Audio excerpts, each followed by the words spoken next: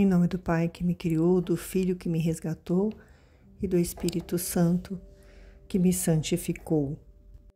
Divina vontade reina na minha vontade. Ó minha Mãe, eu te amo e tu me amas. Dá-me o gole da vontade divina para a minha alma. Me abençoa, Mãe, para que todas as minhas ações sejam feitas diante de vossos olhos maternais. Amém. Fiat. Especial Semana Santa, o Evangelho como me foi revelado por Maria Valtorta. Quinta-feira Santa, preparativos da ceia pascal. A voz do Pai, o sinal combinado com o traidor, a manifestação do Pai e a homenagem dos gentios.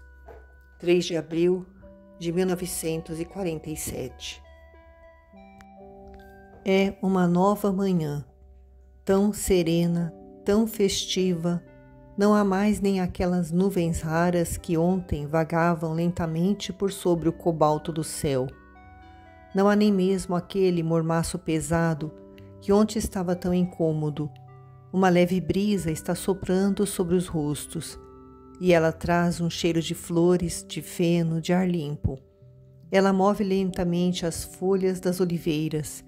Fica parecendo querer mostrar o prateado das pequenas folhas lanceoladas, espalhar flores pequeninas, alvas, cheirosas sobre os passos de Cristo, sobre sua cabeça loura, beijá-lo, refrescá-lo, pois cada pequenino cálice já tem a sua gotinha pequenina de orvalho.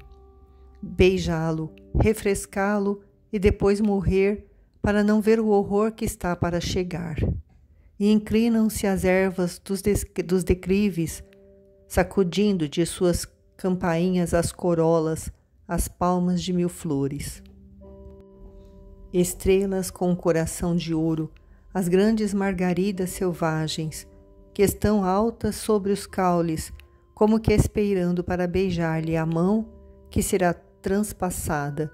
E as primaveras e as matricárias beijam seus pés generosos, que pararão de andar para o bem dos homens só quando estiverem pregados, a fim de darem um bem maior ainda. E as rosas caninas soltam seu perfume.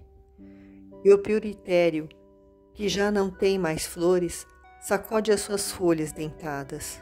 Parece que ele está dizendo: não, não, àqueles que o querem usar para atormentar o Redentor. E não, dizem também os caniços do cedrom. Também eles não querem ferir, e o que querem são poucas coisas, mas nada que faça mal ao Senhor. E talvez até as pedras dos declives se felicitem por estarem fora da cidade, acima do olival, porque assim sendo não ferirão o mártir. E choram os frágeis convolvólios rosados que Jesus amava tanto. E os corimbos das acácias cândidas, como cachos de borboletas agarradas a um pendúculo, e talvez pensando assim: nós não o veremos mais. E os miosóptes, tão frágeis e puros, deixam cair sua corola ao tocar nela a veste púrpura que Jesus vestiu de novo. Deve ser bonito morrer, quando é uma coisa de Jesus que nos fere. Todas as flores, e até um solitário lírio do vale, que talvez incidentalmente tenha caído e criado as raízes no meio das raízes expostas de uma oliveira, é feliz por ter sido notado e colhido por Tomé, e ser por ele oferecido ao Senhor. E felizes são os 1000 passarinhos que o saúdam com cantos de alegria. Ó passarinhos, que ele sempre amou, não dizem blasfêmias contra ele. Até um rebanho de ovelhas parece querer saudá-lo, ainda que elas estejam chorosas longe como estão de seus filhos que foram vendidos para o sacrifício pascal. E balindo com o lamento de mães, que atravessa os ares chamam os seus filhos que não voltarão mais, e vão roçar-se em Jesus, olhando para ele com o seu manso olhar. Ao verem as ovelhas, os apóstolos se lembram do rito pascual e perguntam a Jesus, quando já estão quase chegando ao Getsêmani: onde é que vamos consumar a Páscoa? Qual o lugar que tu escolhes. Dize-o e nós iremos preparar tudo, dizem eles. E Judas de Queriote diz: Dai-me ordens e eu irei. Pedro e João, escutai-me. Os dois, que iam um pouco à frente, aproximam-se de Jesus, que os chamou. Ide à minha frente e entrai na cidade pela porta do esterco. Logo que entrardes, encontrar-vos-eis com um homem que está voltando de Enrogel com uma bilha daquela boa água. Acompanhai-o até que ele entre em uma casa, e direis aos que moram nela: o mestre diz: onde é o lugar em que posso comer a Páscoa com os meus discípulos? E ele vos mostrará um grande cenáculo já preparado. Nele arrumai tudo, ide sem demora e depois reuni-vos todos no templo. Os dois partem a toda pressa. Jesus, ao contrário, age lentamente. A manhã ainda está bem fresca e as estradas que vão para a cidade estão, por enquanto, somente com os primeiros peregrinos. Eles vão atravessando o Cedron pela pequena ponte que fica atrás de Getsêmani. Entram na cidade, as portas, talvez por uma contra-ordem de Pilatos, que, tendo sido informado não haver contendas ao redor de Jesus, não estão sendo mais vigiadas pelos legionários. De fato, reina a maior calma por toda parte. Não se poderá dizer que os judeus não souberam conter-se. Ninguém molestou o mestre nem os seus discípulos. Com gestos obsequiosos e educados, ainda que não afetuosos, eles os saudaram, mesmo se os que assim faziam eram os que mais o odiavam no sinédrio, uma tolerância incomparável depois do libelo de ontem. Eis que justamente agora, pois a casa de campo de Caifás fica bem perto daquela porta, eis que justamente agora vai passando, vindo da casa, um grande grupo de fariseus e de escribas, entre os quais estão o filho de Anás e o de Elquias, com Doras e Sadoque, que é um dobrar de colunas em saudações por parte desse grupo todo encapotado, num gesto de deferência por entre as ondulações das vestes, das franjas e dos amplos capuzes. Jesus corresponde às saudações e passa, vestido com sua veste de lã vermelha e com seu manto de cor mais escura, com o capuz feito por cintique na mão. O sol, por sobre os seus cabelos acastanhados, os faz parecer dourados sob um véu brilhante e que lhe cai até os ombros. As cabeças se erguem depois da passagem dele e então os rostos deles aparecem. São como hienas hidrófobas. Judas de Queriote, que ficava sempre olhando ao redor de si com a sua cara de traidor, com a desculpa de afrouxar uma sandália, vai para a margem do caminho e eu estou vendo bem. Ele faz um sinal para eles o esperarem.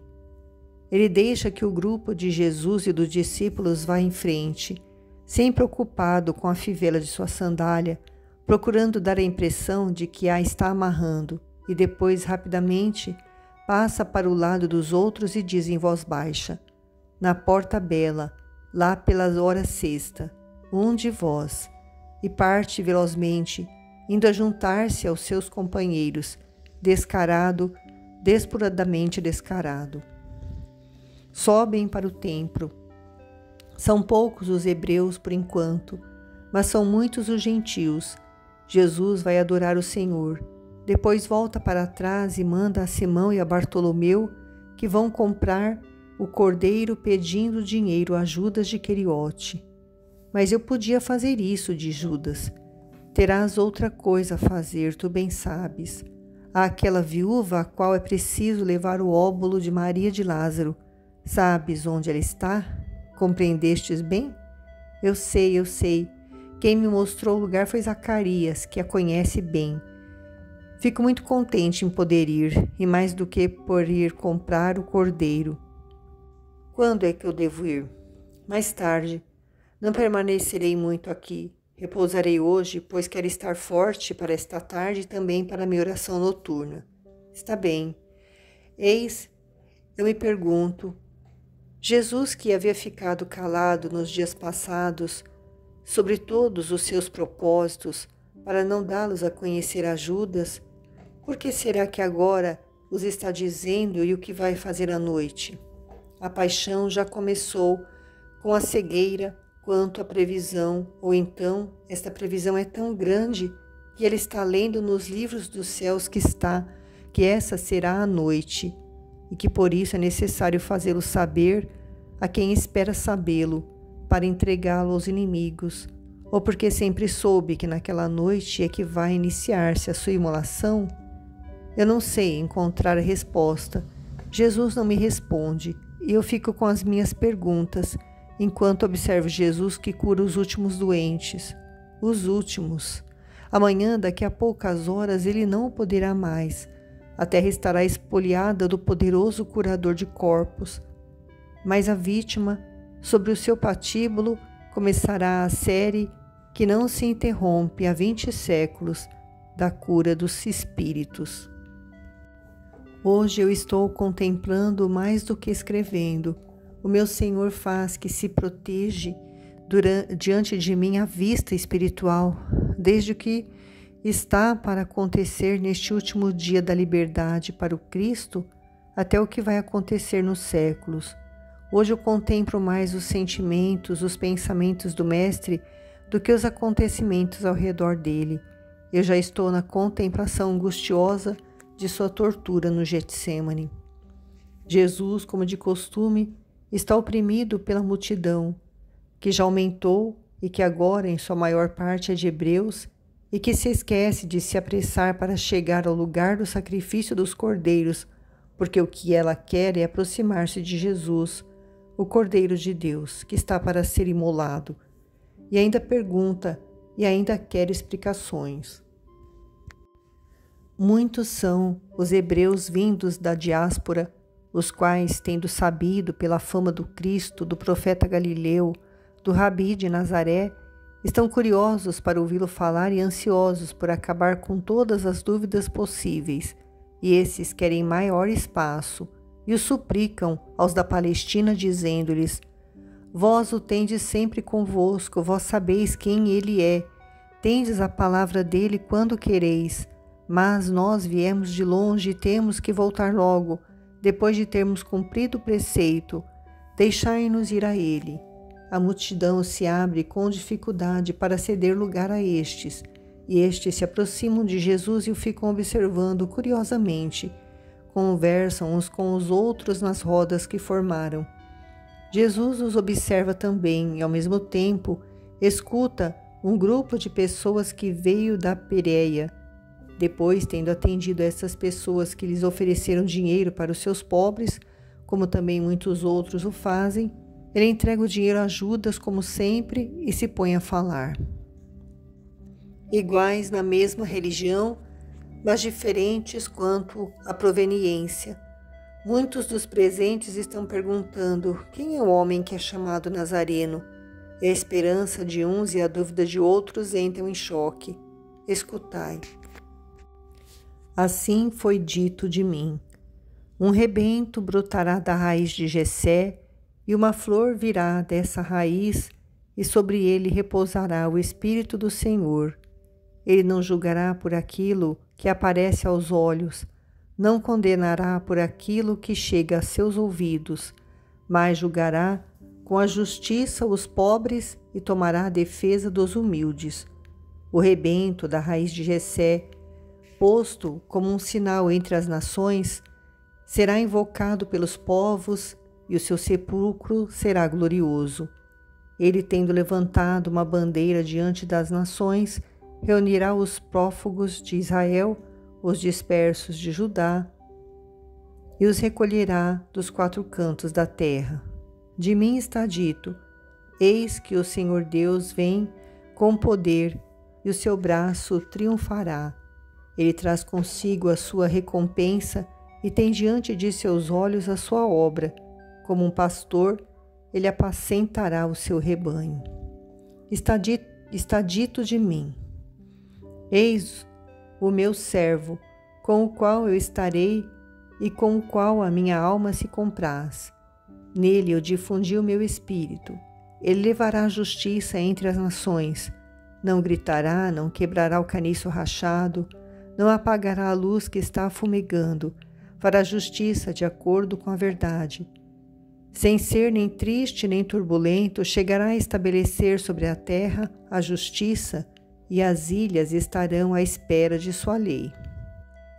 Está dito a meu respeito: eu, o Senhor, te chamei na justiça, te tomei pela mão, te preservei, fiz de ti aliança dos povos e luz das nações, para abrir os olhos aos cegos e tirar do cárcere os prisioneiros, e dos calabouços aqueles que jazem nas trevas. Está dito sobre mim: o Espírito do Senhor está sobre mim, porque o Senhor me ungiu para anunciar a boa nova aos mansos, para curar os que têm o coração enfraquecido, para pregar a liberdade aos escravos, a libertação aos prisioneiros, para pregar o ano da graça do Senhor. Está dito de mim: ele é forte, apacentará o rebanho com a fortaleza do Senhor, com a majestade do nome do Senhor seu Deus. A ele se converterão, porque desde já ele será glorificado até os confins do mundo. Está dito de mim: eu mesmo irei à procura de minhas ovelhinhas, irei em busca das 3 malhadas, reconduzirei as que foram expulsas, cuidarei das que estiverem fraturadas, restaurarei as fracas, vigiarei as gordas e robustas, as apacentarei com justiça. Está dito: ele é o príncipe da paz e será a paz. Está dito: eis que vem o teu rei, o justo, o Salvador. Ele é pobre, cavalga um jumentinho. Ele anunciará a paz às nações. O seu domínio será de mar a mar, até os confins da terra. Está dito: 70 semanas foram fixadas para o teu povo, para a tua cidade santa, a fim de que seja eliminada a prevaricação. Tenha fim o pecado, seja cancelada a iniquidade, venha a eterna justiça, realizem-se as visões e profecias, e seja ungido o Santo dos Santos. Depois de 7 mais 72, virá o Cristo. Depois de 72, ele será morto. Depois de 1 semana, ele confirmará o testamento, mas no meio da semana virão as vítimas e os sacrifícios, e haverá no templo a abominação da desolação, e durará até o fim dos séculos. Faltarão então as vítimas naqueles dias? O altar não terá vítimas? Haverá a grande vítima. E eis como a vê o profeta. Quem é esse homem que vem com as vestes tingidas de vermelho? Ele é belo em sua veste e caminha na grandeza de sua força. Mas como é que ele tingiu de púrpura sua veste, se ele é pobre? Eis o que diz o profeta: abandonei o meu corpo aos que me batiam, as minhas faces ao que me arrancavam a barba. Não afastei o rosto de quem me ultrajava, e a minha beleza e o meu esplendor se esvaíram, e os homens não me amaram mais. Os homens me desprezaram e me consideraram o último deles, o homem das dores. O meu rosto será velado e maltratado, e olharão para mim como para um leproso, enquanto por todos eu serei ferido e morto. Eis a vítima. Não temas, Israel, não temas. Não está faltando o cordeiro pascal. Não temas, ó terra, não temas. Eis aqui o Salvador, como ovelha será levado ao matadouro, porque ele o quis, e não abriu a boca para maldizer os que o matam. Depois da condenação, ele será levantado e consumado os seus padecimentos, com os membros deslocados, os ossos descobertos, os pés e as mãos transpassados. Mas depois da aflição, com a qual justificará a muitos, possuirá multidões, porque depois de entregar a sua vida à morte pela salvação do mundo, ressurgirá e governará a terra, alimentará os povos com as águas vistas por Ezequiel, águas que saíam do verdadeiro templo, que mesmo tendo sido abatido, ressurge por sua própria força, com o vinho com o qual se tingiu de púrpura a cândida veste do cordeiro sem mancha e do pão vindo do céu. Sedento, vinde às águas, famintos, nutri-vos, exaltos, bebei do meu vinho, e vós doentes, vinde, vós que não tendes dinheiro, vós que não tendes saúde, vinde, e vós que estáis nas trevas, e vós que estáis mortos, vinde, eu sou riqueza e saúde, eu sou luz e vida, vinde vós que procurais o caminho, vinde vós que procurais a verdade, eu sou o caminho e a verdade. Não temais, por não poderdes consumar o cordeiro, porque faltam as vítimas verdadeiramente santas nesse templo profanado. Todos vós tereis o que comer, tereis o Cordeiro de Deus que veio para tirar os pecados do mundo, como disse, falando de mim, o último dos profetas do meu povo. Daquele povo ao qual eu pergunto: povo meu, que foi que eu te fiz? Em que foi que eu te entristeci? Que é que eu podia te dar a mais e que eu não tenha dado? Eu instruí os teus intelectos, curei os teus doentes, fiz o bem aos teus pobres, matei a fome das tuas multidões, te amei em teus filhos, perdoei, rezei por ti. Eu te amei até o sacrifício. E tu, o que é que dás ao teu Senhor? Uma hora ainda te é dada. É a última, ó meu povo, ó minha cidade real e santa, converter-te nesta hora ao Senhor teu Deus. Ele falou palavras verdadeiras.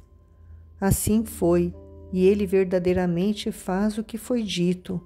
Como um pastor, ele cuida de todos, como se fôssemos as ovelhas dispersas, doentes na escuridão, e veio para levar-nos pelo caminho justo, para curar-nos na alma e no corpo, para guiar-nos. Verdadeiramente todos os povos vão a ele. Vede lá aqueles gentios como estão admirados. Ele pregou a paz. Amor foi o que ele deu. Não entendo o que é que ele diz sobre o sacrifício. Ele fala como se tivesse que ser morto. Assim é, se ele é o homem visto pelos profetas, o Salvador. E fala como se todo o povo tivesse que matá-lo. Isso não acontecerá nunca. O povo, nós o amamos. É nosso amigo, nós o defenderemos. Ele é Galileu e nós da Galileia daremos a vida por ele. Ele é da raça de Davi e nós só levantaremos as mãos para defendê-lo, nós que somos da Judéia. E nós que ele amou, como amou a vós, nós de Aranítide, da Pérea, da Decápole, será que poderemos esquecer-nos dele? Todos nós o defenderemos. Estas são as palavras que se ouvem por entre a multidão que já está muito grande, como são passageiras as intenções humanas. Pela posição do sol, creio que agora deve ser 9 horas da manhã. 24 horas mais tarde, todo esse povo já estará, desde há muitas horas, ao redor do mestre para torturá-lo com ódio e com pancadas, e gritando e pedindo a sua morte. Poucos, muito poucos, poucos demais, dentre esses milhares de pessoas que se ajuntaram de todas as partes da Palestina e de outros lugares e que receberam luz, saúde, sabedoria, perdão de Cristo, serão aqueles que não somente deixarão de arrancá-lo das mãos dos inimigos, porque isso não lhes é possível pelo número bem pequeno em comparação com o número dos que o agridem, mas também porque não saberão confortá-lo, dando-lhe prova de amor, pelo menos acompanhando com um rosto amigo. Os louvores, a aprovação, os comentários cheios de admiração se espalham pelo amplo pátio, como as ondas que vêm do alto mar e vão morrer lá longe na praia. Escribas, judeus e fariseus tentam neutralizar o entusiasmo do povo, assim como a aversão dele contra os inimigos de Cristo, dizendo: ele está delirando, seu cansaço é tão grande que o leva a delirar. Ele vê perseguições quando lhe estão prestando honras. Suas pregações têm palavras de sua conhecida sabedoria, mas são misturadas com frases de delírio. Ninguém lhe quer fazer mal. Nós já compreendemos que é... Mas o povo fica incerto ao ver tanta mudança de intenções, e alguns se revoltam dizendo: ele curou meu filho que era demente. Eu sei que é a loucura. Um louco não fala como ele. E outro diz: deixai-os falar. São umas víboras que têm medo de que as cacetadas do povo lhes arrebentem os rins. Eles cantam a doce canção do roxinol para enganar-nos, mas se prestar bem atenção, verás que nela está o assobio da serpente. E outro diz ainda: escoltas do povo de Cristo, estais vigilantes. Quando o inimigo acaricia, está com o punhal escondido na manga e estende a mão para ferir. Olhos abertos e coração preparado, os chacais não podem virar mansos cordeirinhos. Dizem bem, a coruja seduz e encanta os pequenos pássaros ingênuos com a imobilidade de seu corpo e com a mentirosa alegria de sua saudação. Ela ri e os chama com o seu grito, mas já está pronto para os devorar, e assim por diante, de um grupo ao outro. Contudo, há também os gentios. Os gentios foram constantes e sempre mais numerosos a escutar o Mestre nestes dias de festa, sempre separados da multidão, porque o exclusivismo hebraico-palestino é forte e os rejeita. Querendo ocupar os primeiros lugares ao redor do Rabi, eles têm o desejo de se aproximarem dele e falar-lhe. Um grupo grande deles está olhando para Filipe, que a multidão foi empurrando para um canto. Eles se aproximam dele e lhe dizem: Senhor, nós desejamos ver de perto Jesus, o teu mestre, e falar com ele pelo menos uma vez. Filipe se põe na ponta dos pés para ver se descobre algum dos apóstolos que esteja mais perto do Senhor.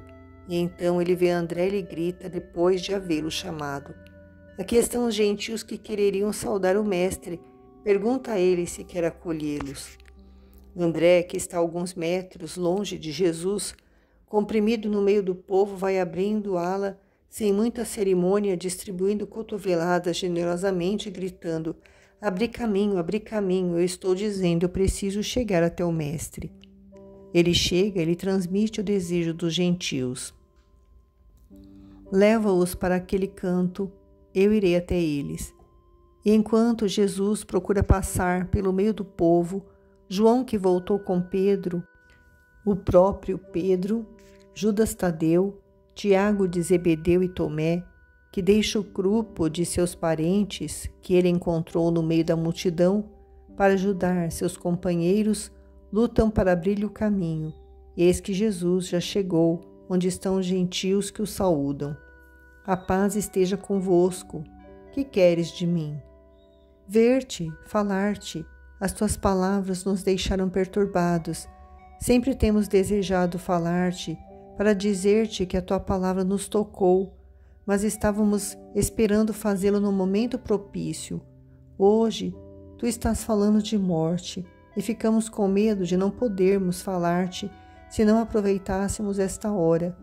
Mas será possível que os hebreus possam matar o melhor dos seus filhos? Nós somos gentios, e a tua mão já nos fez benefício. A tua palavra é desconhecida para nós. Tínhamos ouvido falar de ti vagamente, mas nunca te havíamos visto, nem nos havíamos aproximado de ti. E contudo, como estás vendo, te prestamos esta homenagem, e conosco o mundo todo te honra. Sim, chegou a hora na qual o Filho do Homem vai ser glorificado pelos homens e pelos espíritos. Agora a multidão está novamente ao redor de Jesus, mas com esta diferença. Na primeira fila estão os gentios e atrás deles os outros. Mas então, se é a hora da tua glorificação, tu não morrerás como dizes, ou como nós somos capazes de entender, porque morrer de um modo assim não é ser glorificado. Como é que poderás reunir o mundo todo debaixo do teu cetro, se tu morres antes de o teres feito?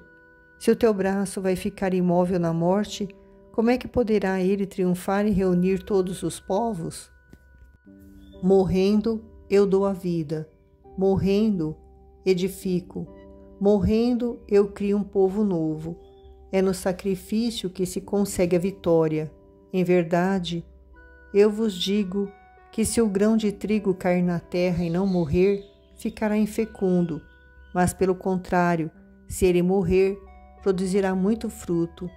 Quem ama a sua vida a perderá, mas quem odeia a sua vida neste mundo a salvará para a vida eterna. Por isso eu tenho o dever de morrer, para dar esta vida eterna a todos os que me seguem, para servir a verdade. Quem quiser me servir, venha. No meu reino, os postos não são reservados para este ou aquele povo. Quem quiser me servir, venha e me siga. E onde eu estou, estará também o meu servo. Quem me serve honrará o meu Pai, o único, o verdadeiro Deus, o Senhor do céu e da terra, Criador de tudo o que existe. O pensamento, a palavra, o amor à vida, o caminho, a verdade, Pai, Filho, Espírito Santo, um só sendo trino, e trino sendo um só, único verdadeiro Deus. Mas agora minha alma está perturbada. E que direi? Talvez eu diga, Pai, salva-me desta hora? Não, eu direi, Pai, glorifica o teu nome. Jesus abre os braços em cruz, uma cruz cor de púrpura que, em contraste com o mármore do pórtico, levanta o rosto oferecendo-se, orando e elevando-se com a alma ao Pai. E uma voz, mais forte do que o trovão, imaterial, isto é, não semelhante a nenhuma voz humana, mas muito bem ouvida por todos os ouvidos, enche o céu sereno daquele belíssimo dia de abril e vibra, mais potente do que o acorde de um órgão gigante, belíssima em sua tonalidade, proclama: Eu o glorifiquei, e ainda o glorificarei. O povo ficou com medo. Aquela voz tão forte que fazia tremer o chão e que estava por cima dele, aquela voz misteriosa, diferente de qualquer outra, vinda de uma fonte desconhecida, aquela voz que preenche tudo, desde o setentrião até o meio-dia, do Oriente ao Ocidente, aterroriza os hebreus e enche de espanto os pagãos. Os primeiros se jogam no chão, os que podem fazê-lo, murmurando e tremendo. Agora morreremos. Acabamos de ouvir a voz do céu. Um anjo nos falou, e batem no peito esperando a morte.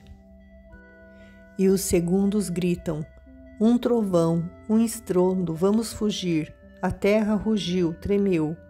Mas fugir é impossível no meio daquela confusão que aumenta ainda mais por causa daqueles que, estando ainda fora das paredes do templo, correm para o lado de dentro delas, gritando: piedade de nós, corramos, aqui é lugar santo, não se rachará o monte onde está o altar de Deus. E assim dizendo, cada um fica onde está, impedido de sair por causa da multidão e do espanto. Sobre os terraços do templo, sobem correndo os sacerdotes, os escribas e os fariseus, que estavam espalhados pelos meandros de lá, os levitas e os estrategistas, todos eles agitados e atordoados, mas de todos eles, quem desce para o meio do povo que está nos pátios, outro não é senão Gamaliel com seu filho. Jesus o vê passar, todo vestido de branco em sua veste de linho, que é tão branca que chega a brilhar quando exposta à forte luz do sol que nela vem bater. Jesus, olhando para Gamaliel, mas como se estivesse falando a todos, levanta a voz dizendo: não é para mim, mas para vós que veio aquela voz do céu. Gamaliel para, se vira, atravessa com o olhar de seus olhos profundos e negros, que o hábito de agir como um mestre, venerado como um semideus, torna involuntariamente duros como os das águias rapaces. Vão ao encontro do olhar cor de safira, límpido, doce em sua majestade de Jesus. E Jesus prossegue: Agora se faz o juízo deste mundo. Agora o príncipe das trevas está para ser expulso. E eu, quando for levantado, atrairei todos a mim, porque assim é que o Filho do Homem salvará. Nós aprendemos nos livros da lei que o Cristo vive para sempre. E tu que dizes ser o Cristo, agora dizes que deves morrer, e dizes também que és o Filho do Homem e salvarás ao seres levantado. Então quem és tu? És o Filho do Homem ou és o Cristo? Diz a multidão que se sente reanimada. Eu sou uma única pessoa. Abri vossos olhos à luz. Ainda por um pouco de tempo, a luz está convosco. Caminhai para a verdade, enquanto tendes a luz entre vós, para que não vos surpreendam as trevas. Os que caminham no escuro não sabem para onde estão indo. Enquanto tendes a luz entre vós, crede nela, para serdes filhos da luz. E Jesus se cala. A multidão está perplexa e dividida. Parte dela vai-se embora, balançando a cabeça. Outra parte fica observando o comportamento dos principais dignatários, dos fariseus, dos chefes dos sacerdotes, dos escribas, especialmente de Gamaliel, e regula seus próprios movimentos de acordo com o comportamento deles. Outros ainda aprovam com a cabeça e se inclinam diante de Jesus com claros sinais de que lhes querem dizer: nós cremos, nós te honramos por seres quem és. Mas eles não têm coragem de formar fileiras abertamente a favor dele. Eles têm medo dos olhares atentos dos inimigos de Cristo, dos poderosos, o que estão vigiando do alto dos terraços que ficam acima das galerias, ao redor dos pátios do templo. Também Gamaliel, depois de ter ficado pensativo por alguns minutos, e até parece estar fazendo perguntas aos mármores do pavimento para ter deles alguma resposta para suas perguntas interiores, se dirige para a saída, depois de ter sacudido a cabeça e os ombros, como um sinal de desilusão e desprezo, e passa, todo empertigado diante de Jesus, sem nem olhar para ele. Jesus, por sua vez, olha para ele com compaixão, e levanta de novo a voz com força. Ela é como um toque em instrumento de bronze, para estar acima de todos os rumores e poder ser ouvido pelo grande escriba, que lá se vai desiludido. Parece estar falando para todos, mas fala somente para ele, é evidente. Jesus diz em voz muito alta: quem crê em mim, na verdade, não crê em mim, mas naquele que me mandou. E quem me vê está vendo aquele que me mandou. E esse alguém é o Deus de Israel, porque não há outro Deus além dele. Por isso é que eu digo: se não podeis crer em mim, como aquele que é chamado filho de José de Davi, e que é filho de Maria, também da estirpe de Davi, da virgem vista pelo profeta e que nasceu em Belém, como foi predito pelas profecias, tendo como seu precursor o Batista, também como foi dito há séculos, crede pelo menos na voz do vosso Deus que vos falou do céu.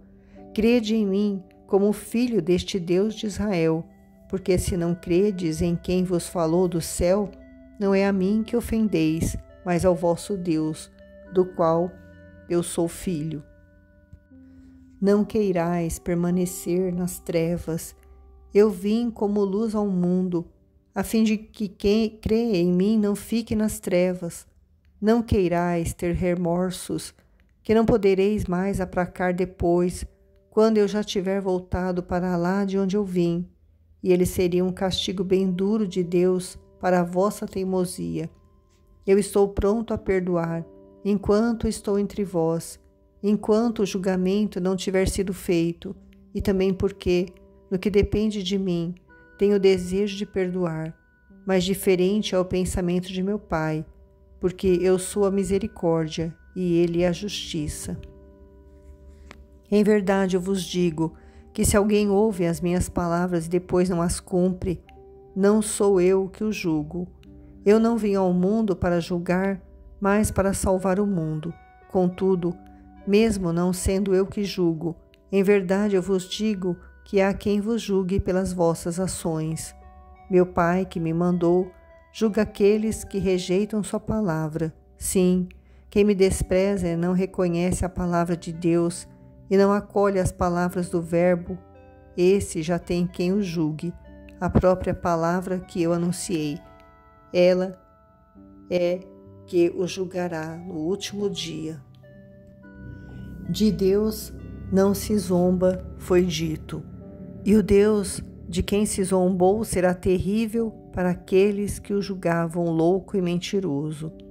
Lembrai-vos todos de que as palavras que me ouvistes dizer são de Deus, porque eu não falei por mim, mas o meu Pai que me mandou, Ele mesmo foi quem me prescreveu o que é que eu devo dizer, o que é que eu devo falar, e eu obedeço a sua ordem, pois eu sei que o seu mandamento é justo. Todo mandamento de Deus é vida eterna, e eu, vosso mestre, dou-vos o exemplo de obediência a todas as ordens de Deus. Por isso ficai certos de que as coisas que eu vos disse e digo, eu as disse e digo, como meu Pai as deu para vô-las transmitir. E o meu Pai é o Deus de Abraão, de Isaque e de Jacó, o Deus de Moisés, dos patriarcas e dos profetas, o Deus de Israel, o vosso Deus. Palavras de luz que caem nas trevas, que já escureceram os corações. Gamaliel, que havia parado outra vez com a cabeça inclinada, põe-se a andar de novo. Outros o acompanham, sacudindo a cabeça ou criticando. Jesus também pôs-se a andar, mas antes ele diz a Judas Queriote: vai para onde tens que ir. E aos outros diz: cada um é livre para ir para onde deve ou para onde quer. Comigo fiquem os discípulos pastores. Ó, leva-me contigo, Senhor, diz Estevão. Vem. Eles se separam. Não sei onde vai Jesus, mas sei aonde vai Judas de Queriote.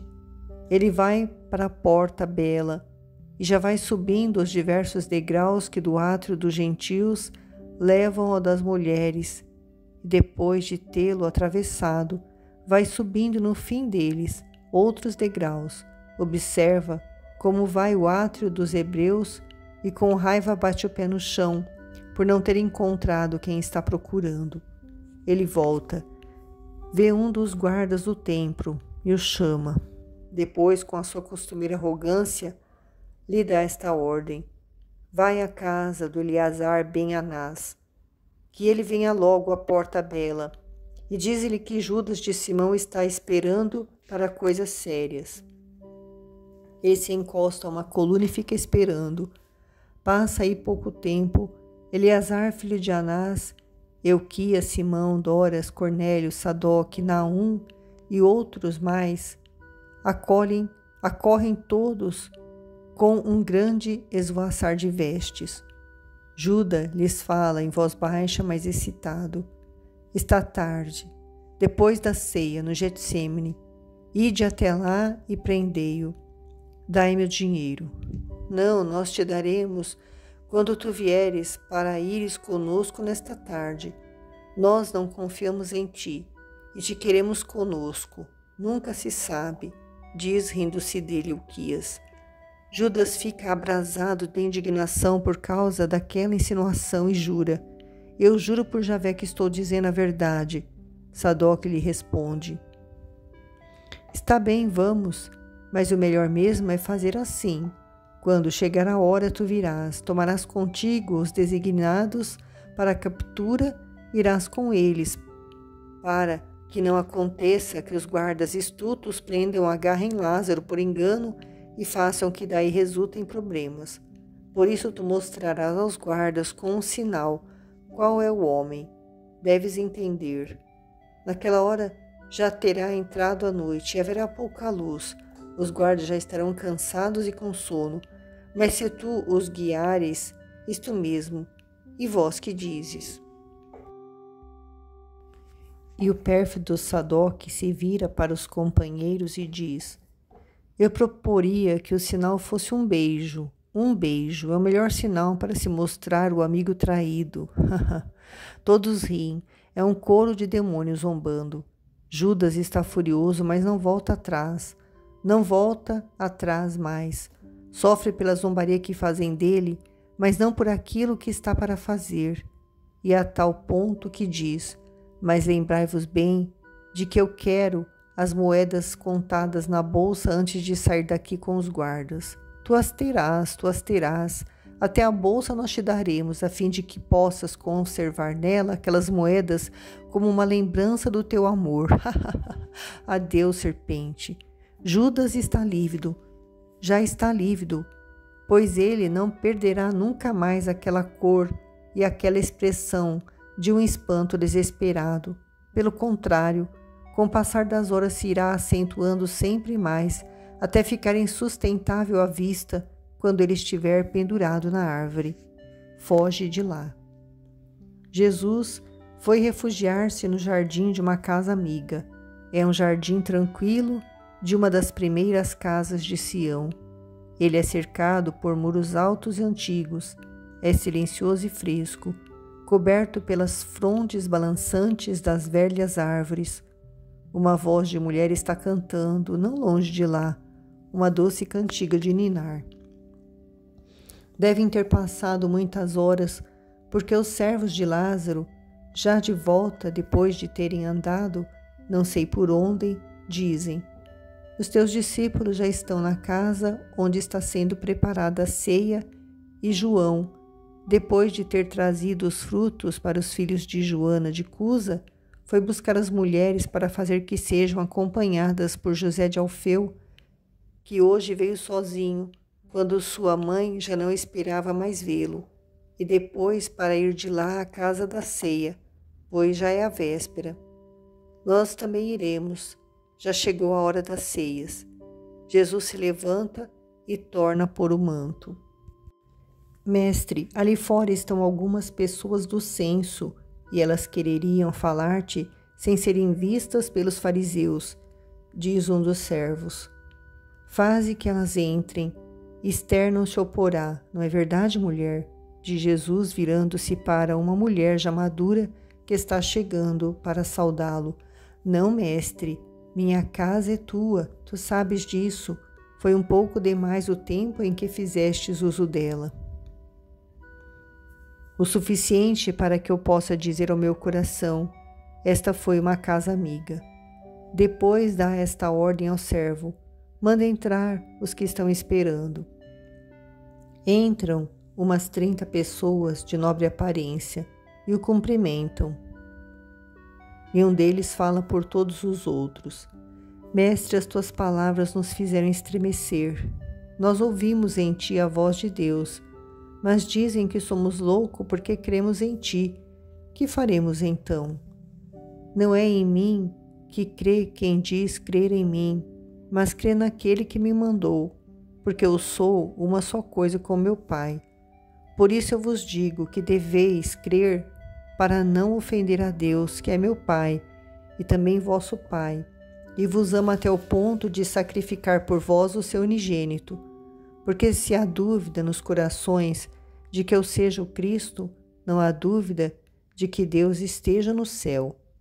E a voz de Deus, que eu chamei de Pai hoje no templo, pedindo-lhe que dê glória ao seu nome, respondeu aquele que o chamava de Pai, e sem chamá-lo de mentiroso e blasfemador, como muitos dizem.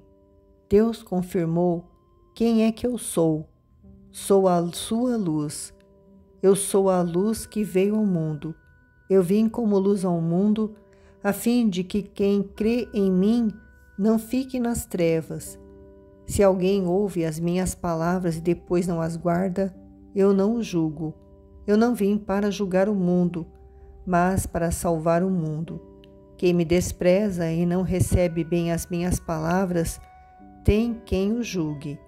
A palavra por mim anunciada o julgará no último dia. Porque ela era sábia, perfeita, doce, simples como é Deus, porque aquela palavra é Deus.